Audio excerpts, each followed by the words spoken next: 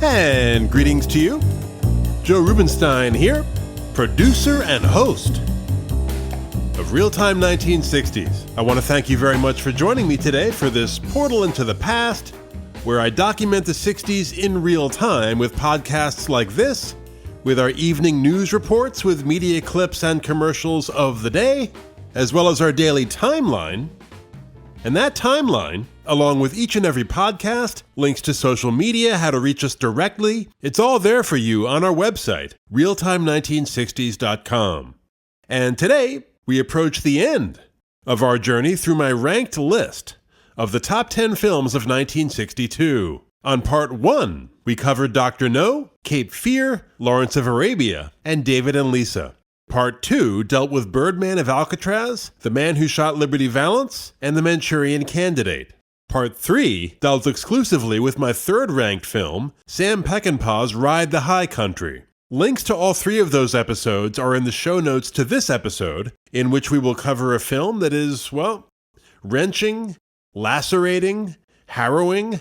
These words all come to mind, as does another, brilliant.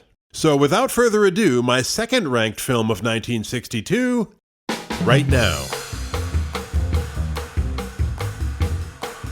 And this film, released the day after Christmas 1962, turned out to be a surprise hit, or at least a minor hit. The 14th highest grossing film released in 1962, Days of Wine and Roses. One of those rare Hollywood productions that really transcended the world of film entertainment and became something more important. I know you hear that all the time. Hollywood never tires of telling us how important it is. But actually, as I'll explain, a certain amount of subterfuge around Hollywood was necessary for this film to achieve its final intended form. But Warner Brothers, which distributed this film, it was produced by Jack Lemmon's company, J-Lem, was faced with a number of challenges with this film from a business perspective, perhaps the foremost of which was releasing it in New York in the middle of an extended newspaper strike. All 9 major dailies shut down starting December 8th, and that strike, despite intensive efforts at mediation, would extend all the way through March. So, Days of Wine and Roses was deprived of the advantage of being able to trumpet what would have been a very strong set of reviews by New York critics. It certainly got great reviews everywhere else. So no reviews in New York, no pre-opening newspaper buildup, no ads in that city other than those in weekly magazines or the handful on TV and radio. And there was another apparent challenge facing Warner's, the film's subject matter, alcoholism, which seemed unlikely to attract a mass audience, and yet, in a shocking turn of events, the film did phenomenal business in New York, just through word of mouth. At Radio City, the numbers were incredible. The strike apparently had no impact. Weekly grosses at that theater compared favorably with the numbers for Lover Come Back, a well-reviewed romantic comedy that had run at Radio City the previous Christmas season with Doris Day and Rock Hudson, the 2 most popular stars on the planet in the early 1960s. So maybe audiences had grown just a little tired of an ocean of fluff from Hollywood. This film seemed to tap into a definite hunger for an honest, hard-hitting drama about a problem that, when you get right down to it, affects everyone at some time or another, either directly or indirectly.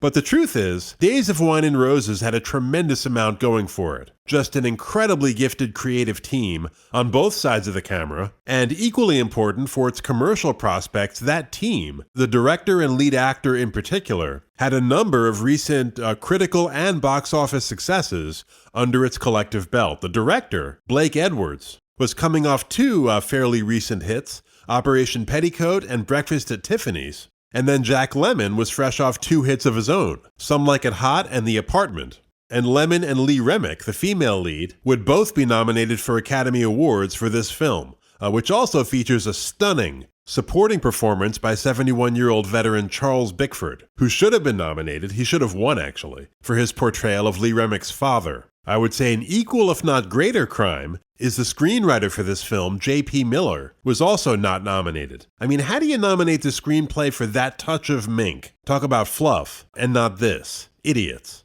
But another thing this film had going for it that may also have increased its reach was its Academy Award-winning hit song of the same name, which quickly became a standard. Music by Henry Mancini, who also did a fantastic job with this film's musical score, and lyrics by Johnny Mercer. Those two had teamed up the previous year for Moon River, the Oscar-winning song from Breakfast at Tiffany's. And this would be the first time that a songwriting team would win 2 consecutive Oscars. By the way, the most popular recording of the song Days of Wine and Roses, at least in 1963, and what's I think still generally viewed as the definitive recording, was made by Andy Williams. My personal favorite, though, would be Peggy Lee's version. It's the only version where I feel like the artist had maybe studied the film and incorporated some of its melancholy. The other versions seem a little perfunctory to me. But the film Days of Wine and Roses was essentially a reboot of a TV episode of the CBS anthology series Playhouse 90. That episode, directed by John Frankenheimer and starring Cliff Robertson and Piper Laurie, was originally broadcast in October of 1958. Bickford is the only actor who appears in both versions, if that's the right word, because they're really very different. I think of the TV rendering as more of an embryonic rough draft for the film, emphasis on rough, because even though there were some taped inserts in the mostly live TV episode, they were still limited to a large extent by the constrictions of that format. Something like the famous greenhouse scene from the film, which I'll discuss later, would not have been possible on live TV. But there are other structural differences. The TV version uses an Alcoholics Anonymous meeting as a framing device. It continually returns to Robertson, who I've always felt was a fairly wooden actor, kind of droning on at the meeting. Whereas in the film version, there is an AA meeting. Lemmon is shepherded there by his sponsor, played by Jack Klugman. But it's very brief. Klugman just introduces Lemmon, who goes up and speaks just 2 emotionally fraught sentences, and then we're on to the next scene, which I think was wise. Because the film was really about a relationship, not just one individual's journey. So similar concept, but entirely different execution, and looked at side by side, the film is vastly superior to the TV episode in every way. So The Lost Weekend, Billy Wilder's Academy Award-winning film released in 1945, was finally, after literally hundreds of films had used drunks and drunkenness basically as comic relief, was finally the first Hollywood film to really approach this topic in a serious way. But The Lost Weekend, which was made almost 80 years ago and has not dated especially well, for the most part shows the impact of alcoholism on a single person's life, a writer portrayed by Ray Milland. There is one great scene where Milland, who's broke after blowing all his money on booze, is wandering through Harlem trying to pawn his typewriter so he can continue on his bender. But all the pawn shops are closed because it's Yom Kippur. And that film does give you a really good look at a variety of New York locations in 1945, including the 3rd Avenue L, and they also got permission to film inside Bellevue Hospital in the alcoholic ward, the first and last time such permission was granted. But in the end, Days of Wine and Roses is a much deeper undertaking, delving into how this condition, disease, disorder, whatever you want to call it, addiction, plays out in the context of a relationship. Multiple relationships, really. The primary one is the romantic relationship between Lemmon and Remick, and she, in the beginning, is a non-drinker, until Lemmon uses her love of chocolate to seduce her to booze. He orders her a brandy Alexander on their first date. But then there's a subsidiary relationship between Remick and Bickford, her father, and finally between Lemmon and Bickford, who in the final act share one of the most emotionally lacerating scenes in this film or any other. I'll get to that later. But this emphasis on not just the personal but the interpersonal cost is what makes this film more complex than The Lost Weekend and all the more painful. Now, when I saw this film for the first time many years ago on TV, I had a similar reaction to when I first saw Schindler's List, very different film, which I did see in its original theatrical run, and I remember thinking, how in the world was that a Steven Spielberg movie? It seemed to bear no resemblance to the director's previous work. And I had a similar reaction to this. The only Blake Edwards films I had seen prior to this were Breakfast at Tiffany's and The Pink Panther, neither of which I'd especially liked. and those were basically light comedies. So where did this completely uncompromising, hard-hitting drama come from exactly with Blake Edwards? And you could ask the same question about Jack Lemmon, who burst onto the scene in 1955 with his comic performance in Mr. Roberts, which earned him a supporting actor Oscar and got his career off to a flying start. Now certainly, between that film and this, his enormous talent had been firmly established. He gave a brilliant performance in Some Like It Hot. Pauline Kael called him demonically funny in that film, and she was right. And he was also very good and quite funny in Billy Wilder's follow-up to that film, The Apartment. But by '62, both Edwards and Lemmon, who were both around 30 years old, were concerned about being typecast, and so they were deliberately trying to branch out. Both felt they could handle serious drama, and as it turned out, they were both correct. But the truth is, they'd both been edging toward it already. The Apartment, in which Lemmon starred with Shirley MacLaine, is technically a comedy, but it does have some serious things to say about the corporate culture of 1960, about the treatment of women at that time, and there are straight dramatic scenes in that film, including one where Shirley MacLaine tries to kill herself. So for Lemmon, The Apartment could certainly be regarded as a small but definite step toward drama. And as for Blake Edwards, this was actually his second film of 1962. The first, released in April of that year, also in black and white and also featuring Lee Remick, was called Experiment in Terror, in which Remick is persecuted by a sadistic killer who blackmails her into trying to steal $100,000 from the bank where she works. It's okay. I mean, if I were ranking films 11 through 20, of 1962, it would probably make the cut. It's basically a well-crafted genre exercise, but certainly nothing comic there, and so a departure for Blake Edwards.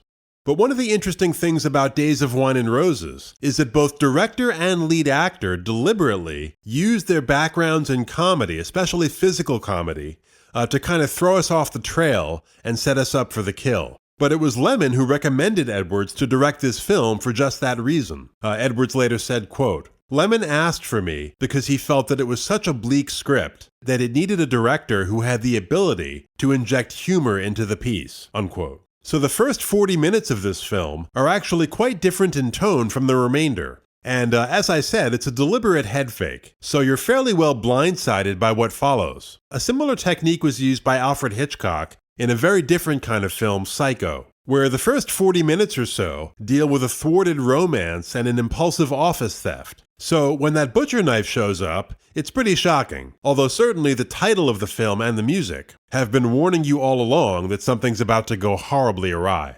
And likewise here, there's an undertone of dread to some of the early scenes in this film as well. But at least superficially, they're fairly light in tone. You have the opening scene where Lemmon and Remick kind of meet cute. You have a scene where they're spraying for roaches in her apartment that's definitely comic in tone and pretty much unrelated to the general subject matter. But the last of these comic or semi-comic scenes, which occurs at roughly the 40-minute mark, runs us directly into the film's major tonal shift, where the filmmakers suddenly bring in the heavy artillery.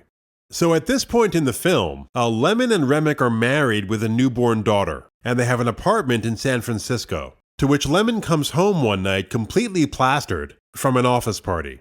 And so we watch him approach the outside entrance to the building through a glass partition, which we can see, but he, in his drunken state, fails to notice and walks into hard. So typical slapstick, just another version of slipping on a banana peel, and that tone continues when he notices some tulips in the apartment garden and pulls a few as a bouquet for Remick. But as he steps into the elevator, the tulips, unbeknownst to him, are decapitated by the elevator door, which also feels like a kind of Charlie Chaplin moment. So when he enters the apartment too loudly, since Remick is in the final stages of putting the baby down, and he finally hands her this bouquet, it's only stems, and they're both confused.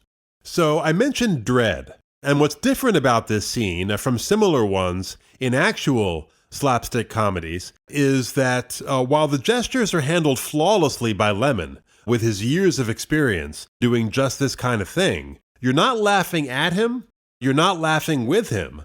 Actually, you're not laughing at all. You're concerned.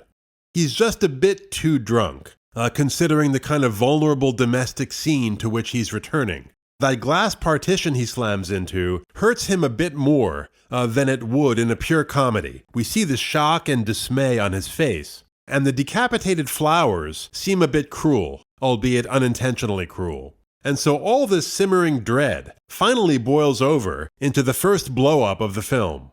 Remick is nursing, so she's not drinking any alcohol at this point. And her shushing of Lemmon, even though it's not done rudely or aggressively, inflames him into a kind of angry, aggressive petulance. He's had a long day, he wants to blow off some steam, and most of all, he wants her to drink with him. Baby be damned, he's the baby. So he kind of guilts and shames her in increasingly loud tones, and eventually awakens the infant daughter, whose cries do snap him out of it.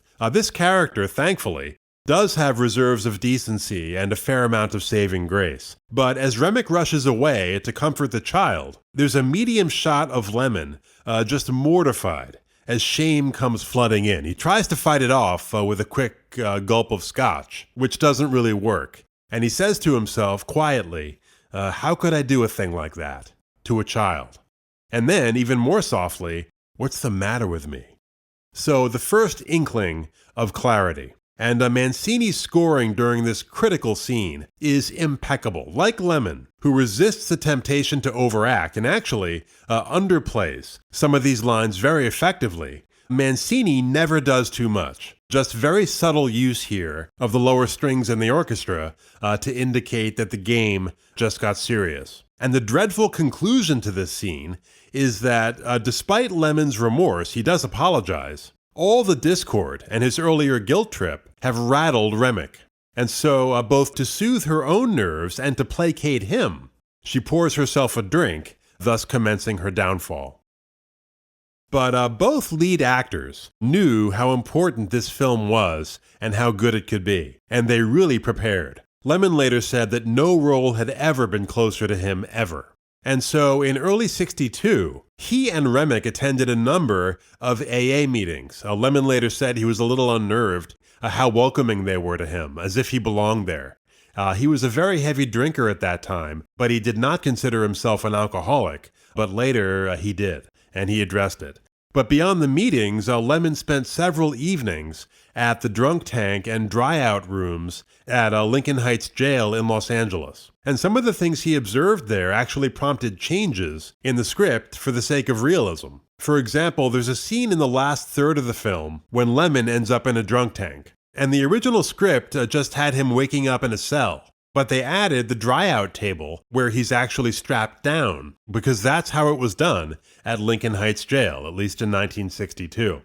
So Lemmon brought a lot to the project, and he was also instrumental in ensuring that not a single frame of the brilliant but fairly bleak ending was altered by the studio. Once shooting wrapped, Lemmon, rather than wait around for the dreaded phone call from Warner's telling him to come in for reshoots so they could insert a happier ending, which definitely would have happened. The preview screening for this film was a disaster. It set a new, unofficial record for Warner Brothers when almost 100 people got up and walked out before the first hour was done.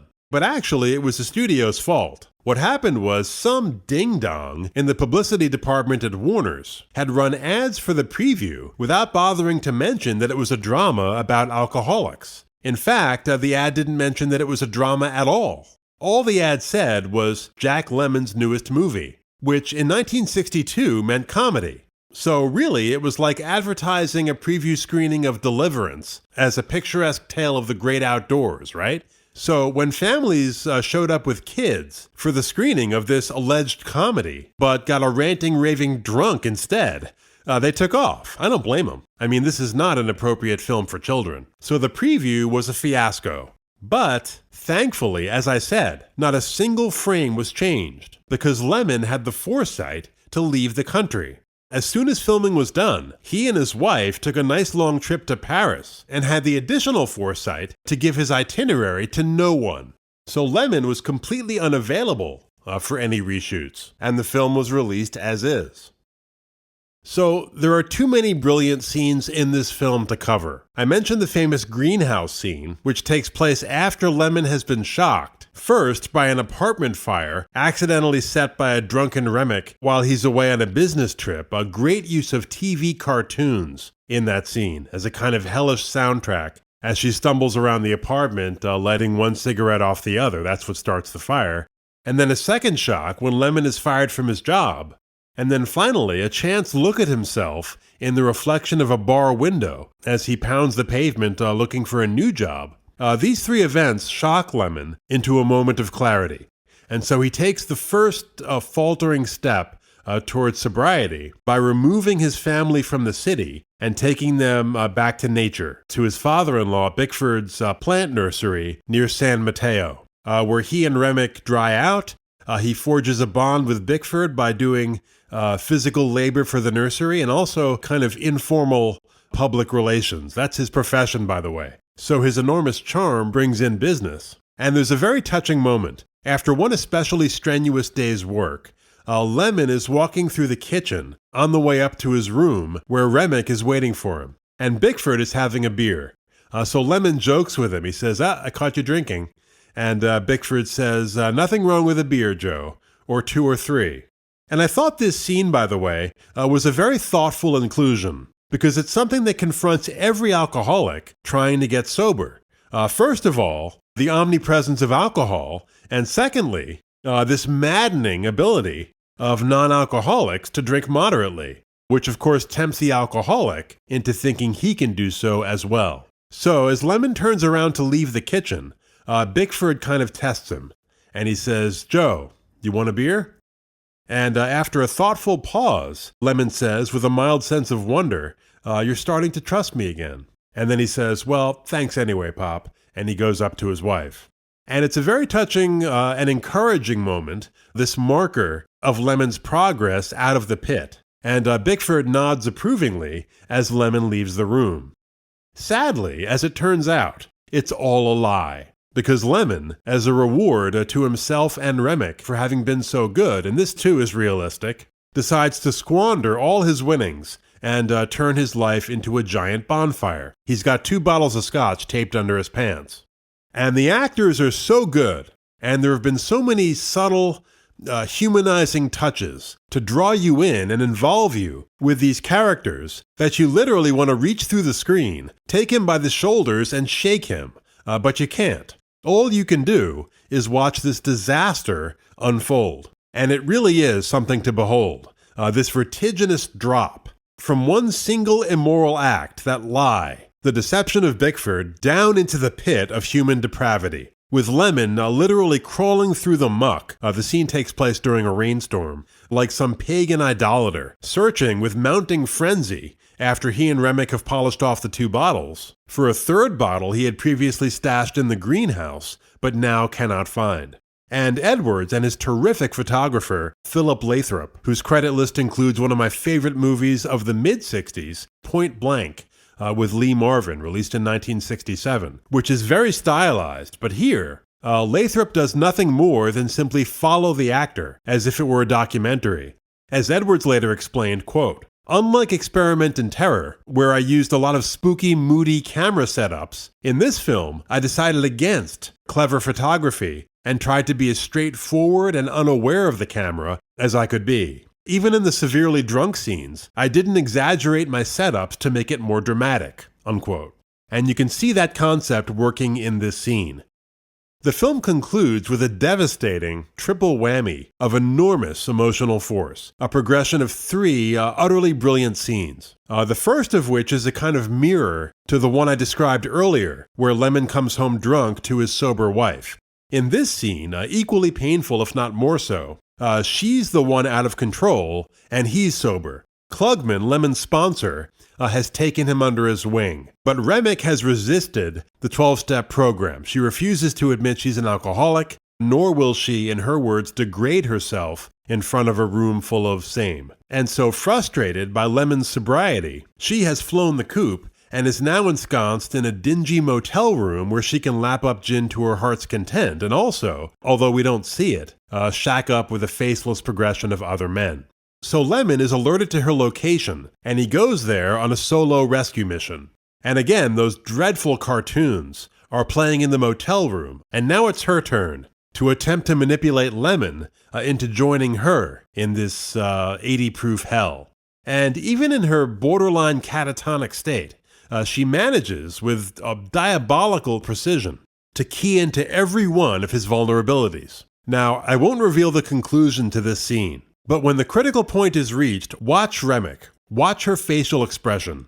People often ridicule method acting, and yes, at its worst, it is horrible. But at its best, as it is here, you get an actor, or an actress in this case, completely fused with her character. There's no separation. And Remick, unafraid to be unattractive, is masterful in this scene. And this is a sequence, just a man and a woman in a room, that reminds you of the heights achievable in film drama, even with the simplest of means, if you have a great screenplay, a great director, and two first-class actors. That's a big set of ifs, which is why scenes this compelling are so rare. The second haymaker in this combination triple whammy is another scene I referenced earlier where Lemmon, dead set and determined now to stick to the straight path, visits Bickford to apologize and attempt to repair at least the material damage he has caused. The film doesn't delve too heavily into the mechanics of the 12-step program. I mean, Klugman explains it in a rudimentary way, but in this scene, Lemmon is clearly on step 9, which is, quote, make direct amends to persons you have harmed whenever possible, except when to do so would injure them or others. Of course, simply breathing air injures Bickford at this point. He's a widower whose daughter has become a virtual zombie, and he's also, at least for the moment, taking care of his granddaughter. Now, I won't describe this scene, but everything I said about the motel scene applies here as well. Both scenes are expertly staged. For most of this one, which takes place in the now reconstructed greenhouse, Bickford has his back turned to Lemmon, but he's facing us, so we see both men head on. And Bickford's progression, from stonewalling stoicism to anger to pure sorrow, that face, it's like something out of a Norman Rockwell painting. He's got this great American face, crying real tears at the end. Just how alone he is, you know? It's deeply devastating. And this is another scene where Lemmon could have easily overacted or sentimentalized it somehow. But in all these late sober scenes, with Remick, with Klugman, and here with Bickford, Lemmon shows magnificent discipline. He never succumbs to that temptation. And everyone, including Lemmon, when he discussed this film in later years, everyone talks about the greenhouse scene because it's so physical and it's such a showstopper. But these late scenes where Lemmon achieves a kind of unadorned, almost spiritual intensity, these scenes, to me, reveal the master. And the final scene, between estranged husband and wife, I won't discuss either, other than to say it demands to be seen. And the final shot, where we see from the exterior a Lemmon standing at his apartment window, but not just him. We also see the blinking reflection of a very specific neon sign. It is pure cinema. You'll rarely find a more profound piece of commentary on a character and his plight made in purely visual terms than what you see in the final shot of this film. And again, for Lemmon to have the genius to not only give this level performance, but then to flee to Paris so they couldn't ruin it. I mean, what a contribution. So please, if you haven't seen this film, see it. It's tough. Without a doubt, it is tough. And you'll probably hate me at certain points for recommending it. But I do believe, in the end, you'll find it a worthwhile 2-hour investment. It really is a tour de force. This number 2 film on my top 10 list for 1962, and it easily could have been number 1, Days of Wine and Roses. Back in a moment. Your feedback is important to us. On Twitter, @Realtime1960s, on our Facebook page, or you can email the program, realtime1960s@gmail.com. Really, however you'd like to engage with us, we love engaging with you. And if you'd like to join our family and help us continue to bring you great content, please go to patreon.com/realtime1960s and subscribe. Don't forget to visit us at realtime1960s.com for our timeline, each and every podcast, links to social media, how to reach us directly, everything you need to know about this portal into the past that we are creating. Thanks so much for joining us, and stay tuned for our next episode, where I will finally reveal my #1 film for 1962. So take care, and I'll see you soon.